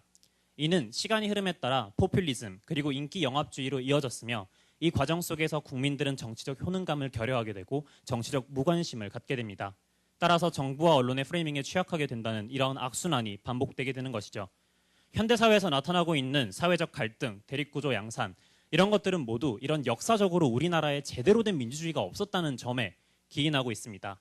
따라서 두 번째, 우리나라의 고착화된 특성상 정치 민주화가 가장 선행되어야 합니다.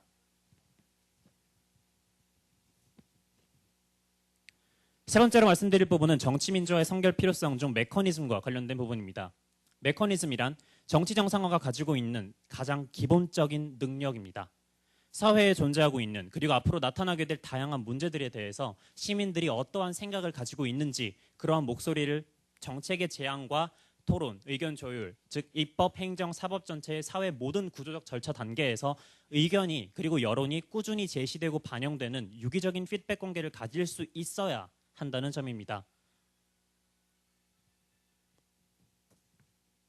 이러한 정치적 메커니즘이 바로 경제, 사회문화와 같은 다른 분야보다 정치적인 민주화가 가장 선행되어야 한다는 데 이유가 됩니다. 경제민주화, 물론 헌법에도 명시되어 있습니다. 하지만 헌법상 중립적인 개념이 자의적이고 정치적으로 남용되고 있을 뿐만 아니라 경제민주화가 무엇인지에 대한 기본적인 합의도 없습니다. 그렇기 때문에 단기적이고 피상적인 정책이 남발하고 있는 형태입니다. 사회문화적으로도 양적으로 시민들의 어떤 관심도는 꽤나 많이 성장했다고 볼 수 있습니다만 질적으로 시민 없는 시민 참여라는 비판을 들을 정도로 언론에 굉장히 의존되고 종속적인 어쩔 수 없는 그런 상태에 놓여 있는 것이 현 주소입니다. 헌팅턴의 유명한 격언을 떠올려 봐야 합니다. 제도화가 따르지 않는 참여는 정치적 퇴행을 가져올 수 있다. 바로 시민의 목소리를 전달해야 한다는 사회 구조적인 가장 기본 메커니즘, 그것이 바로 정치 민주화이며 이것이 가장 선행되어야 되는 이유입니다. 이제 구체적인 실천 방안에 대해 말씀드리도록 하겠습니다. 우선 큰 그림을 그리자면 참여와 관심의 제고를 통해서 민중이 목소리를 제대로 내고 정치의 구조적 개혁을 통해서 정치인이 그 목소리를 제대로 듣는 것으로 정치 민주화를 이끌고자 합니다.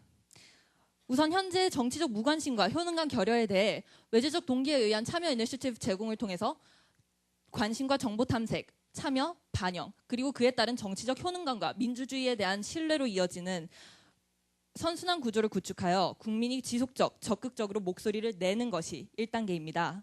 이 1단계가 어느 정도 안정적인 선순환을 그리면 정치적 구조 개혁을 단행하여 파견인 모델에서 수탁인 모델로 지역 대표가 아닌 국민 대표 의원을 선출함으로써 범국민적 여론을 반영하는 진정한 의미의 정치 민주화를 비로소 이룰 수 있을 것이라고 주장합니다.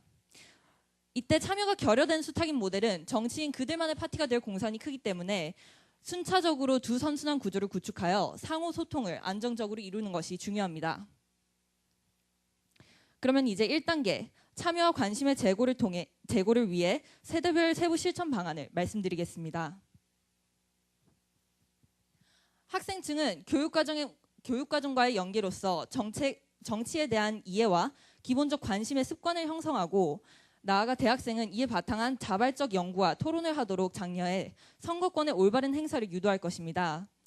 또 이 올바른 정치 참여와 감시가 지속될 수 있도록 중장년, 노년층으로 이어지는 맞춤형 인센티브를 제안합니다. 우선 초, 중, 고등학생입니다. 미국 워싱턴주 레드먼드 주니어 하이스쿨에서는 매년 8학년 정치 시간에 정치인에게 그의 정책이나 쟁점 현안에 대해 본인, 가족, 지역사회의 의견을 반영한 편지를 발신하는 과제가 있습니다. 이 편지가 밀린 일부 의원들은 편지를 검토하기 위해 추가적으로 비서를 고용할 정도로 적극적으로 검토, 반영하고 답신을 보내기도 하는 정치적 문화가 형성되어 있는데요. 이에 착안하여 매년 수행평가로 정치인에게 편지 보내기, 지역의회 및 국회 견학활동, 그리고 정책 분석 과제 도입을 제안합니다. 다음으로 대학생은 학회를 형성하여 자발적으로 정책 현안을 분석하고 학생 자치회를 중심으로 대학생과 정치 간의 접점을 마련하여 깊이 있는 정책 토론의 장의 형성을 주장합니다. 이를 통해 새로 받은 권리와 의무를 올바르게 행사하는 첫 단추를 끼우고자 하는 것입니다. 이어서 사회에 진출한 중장년층에게는 소득공제라는 경제적 실익을, 그리고 노년층에게는 문화복지 혜택을 제공하여 정부와 의회에 대한 지속적 관심과 감시와 참여를 유도하고자 합니다. 이제 2단계, 정치의 구조적 개혁을 통해 대의민주주의에 합당한 대표성과 정당성의 올바른 실현을 위한 구체적 방안입니다. 우선 지역 파견인 모델에서 수탁인 모델로, 그리고 정당 투표를 통한 비례대표제로 선거제도를 개편합니다. 이를 통해 정치적 대표성과 정당성을 공고할 수 있을 뿐만 아니라 기존 패권 정당과 반대파의 대립구도에서 벗어나 정당 간 연합 정치를 제도화할 수 있을 것입니다. 또 정당 운영 자금 마련한 개편과 정치를 형식화하는 각종 규제 개혁을 통하여 각 정당이 국민의 감시를 의식하고 상호 견제 구조가 정상화된 정책 정당으로 발전하도록 유도합니다. 하지만 이 모든 구조적 변화는 저희가 앞서 말씀드린 전 국민적 관심과 참여가 선결된 적절한 시기에 이르러서야 단행되어야 할 부분입니다. 마지막으로 정치민주화에 대한 저희 주장과 제안이 오늘 논의의 배경이 된 4.19의 시각에서 어떤 의의를 가지는지에 대해 말씀드리겠습니다. 4.19는 불의에 항거한 민주시민운동으로 요약될 수 있습니다. 4.19 당시 학생들을 비롯한 시민들은 사회와 국가에 대한 주인의식을 바탕으로 비판적 사고를 내재화하여 뿌리 민주주의의 이념을 구현하고자 노력하였습니다. 이에 나아가 시민들은 기존 제도의 불완전성을 극복하고 적극적 민중행동으로서 파급력을 창출해 나갔습니다. 이러한 참여 정신과 행동력이라는 가치적 차원의 의의와 더불어 4.19는 혁명이라는 방법론적 의의를 함께 갖습니다. 4.19 무렵엔 외부적으로 드러난 압력이 두드러졌던 반면 오늘날에는 이와는 대별되는 내부적 결함이 문제가 되고 있습니다. 따라서 형태는 다소 다를 것이나 혁명이 필요함에는 동일합니다. 1960년 4월의 대한민국과는 달리 오늘날의 대한민국에는 참여라는 심장이 멈춰 있습니다. 이에 혁명이라는 방법론은 제세동기의 기능을 할 수 있을 것입니다. 완결된 역사가 아니라 새로운 출발로서의 4.19 정신을 오늘날 되새긴다면 앞서 소개해드렸던 정치 민주화 선순환 프로세스의 1단계 참여 선순환 프로세스를 공고히 하는 한편 2단계 구조 개혁 선순환 프로세스를 구축할 수 있을 것으로 기대합니다. 긴 시간 경청해 주셔서 감사합니다. 이상 권장서였습니다. 네, 권장서 세 분 수고했습니다. 자, 위로 올라오시고 우리 듣고 있었던 두 팀의 질문 시작하겠습니다. 자, 질문 있으시면 피켓 들어주세요. 네, 유리창. 네, 저 제도 개편에 대해서 말씀하실 때 프레젠테이션에서 슌페터를 이제 인용하신 걸로 알고 있는데요. 근데 이제 슌페터 같은 경우는 지금 권장서 팀께서 말씀하셨던 제도 개편 방안들에 모두 다 반대하는 학자입니다.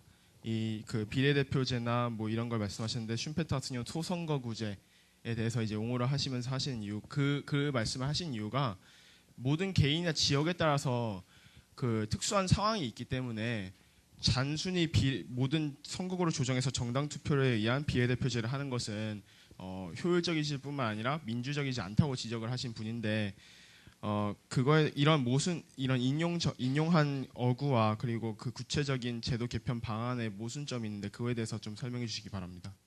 예, 일단 슌페터 같은 경우에는 시간이 흐름에 따라서 한 3가지 정도 다양한 학설을 폈던 인물로 알고 있고요.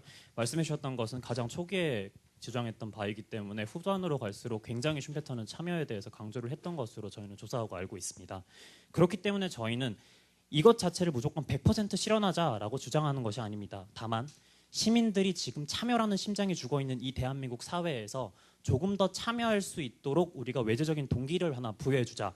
그래서 그 참여가 잘 돌아가는 선순환 구조가 이루어졌을 때 정치적으로 조금 더 이러한 전제가 바탕이 될 때 조금 더 효과를 발휘할 수 있는 제도로 나아가자라는 차원에서 저희가 말씀드렸던 것이 바로 이러한 대표제 조절, 비례대표제라던가 혹은 수탁위 모델 같은 경우입니다.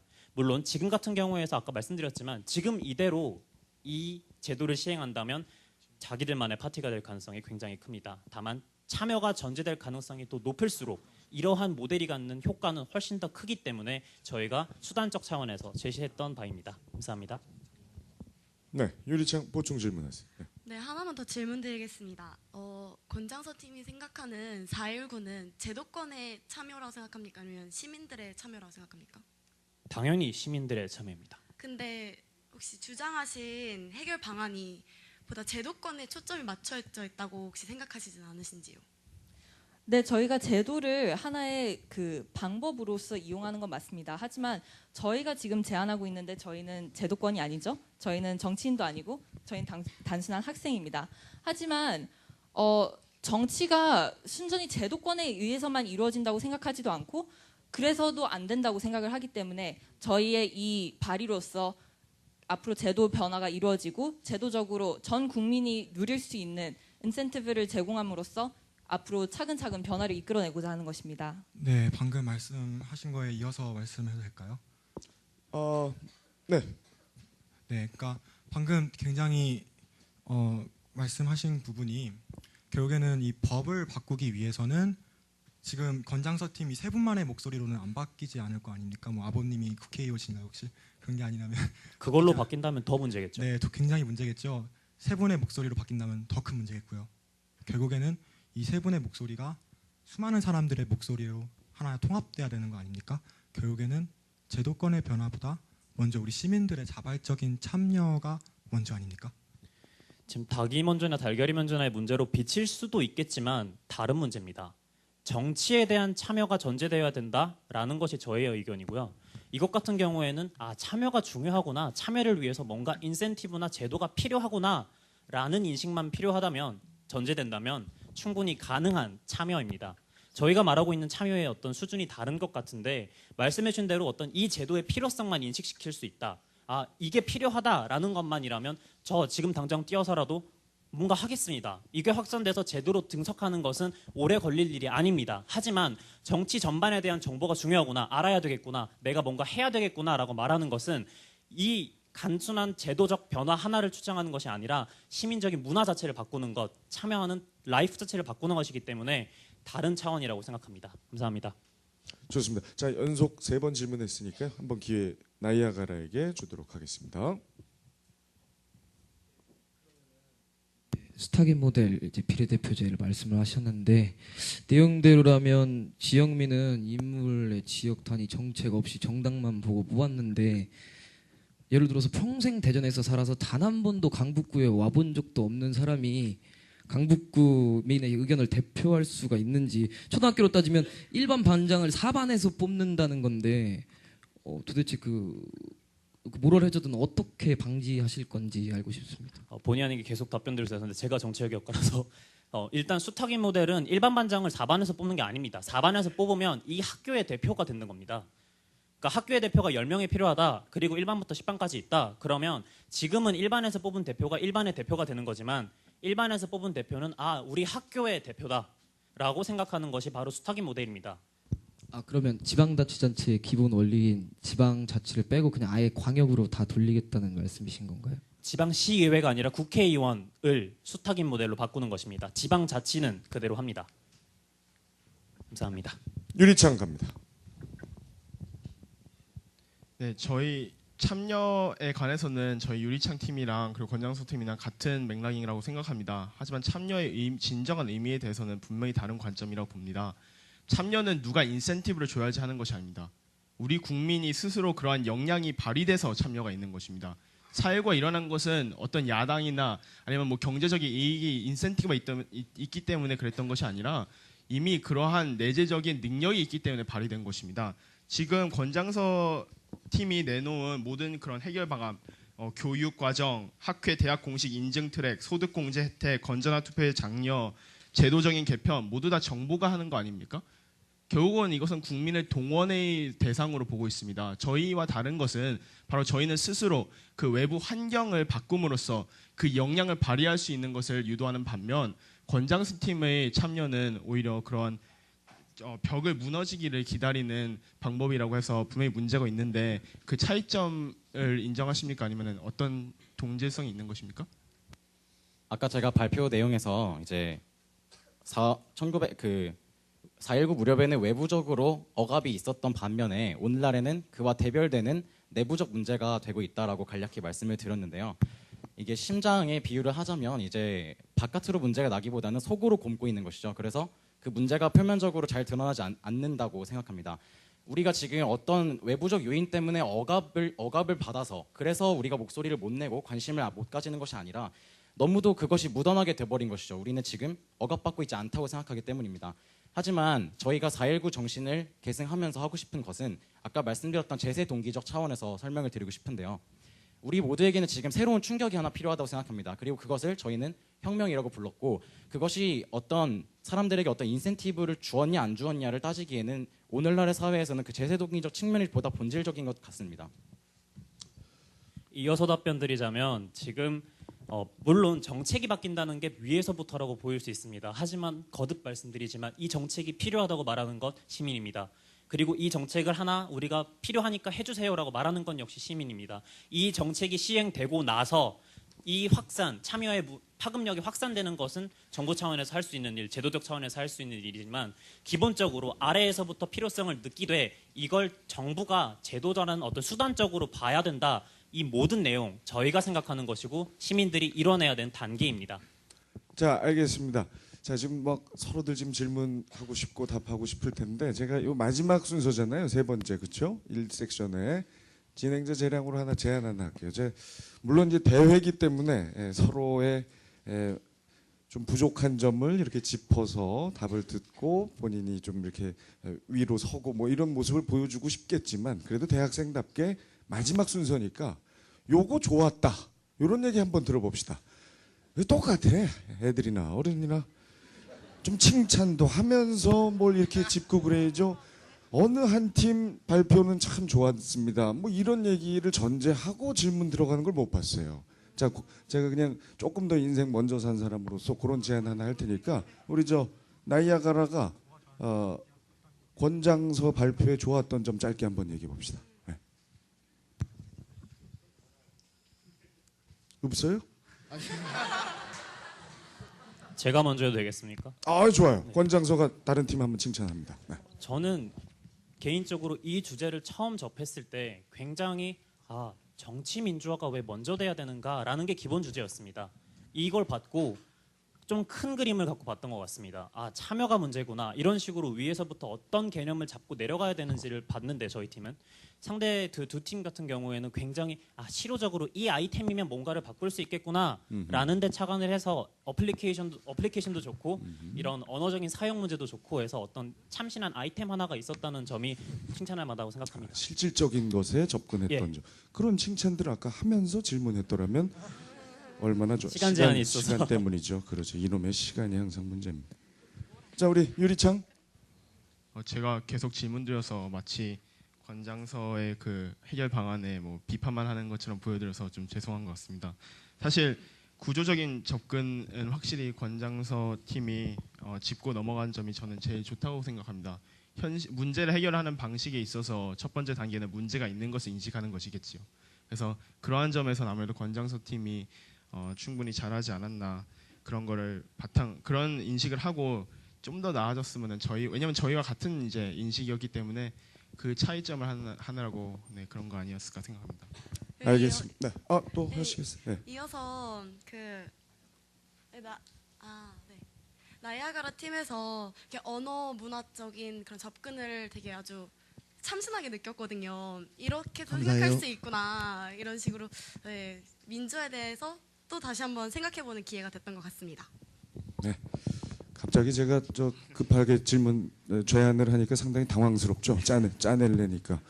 자, 우리 나이아가라의 이야기는 이 섹션 2에서 서로 이렇게 존중하는 모습 보이면서 토론하는 걸로 하겠습니다. 이렇게 해서 1부는 일단 마치도록 하겠습니다. 수고한 세 팀에게 박수를 좀 주시기 바랍니다.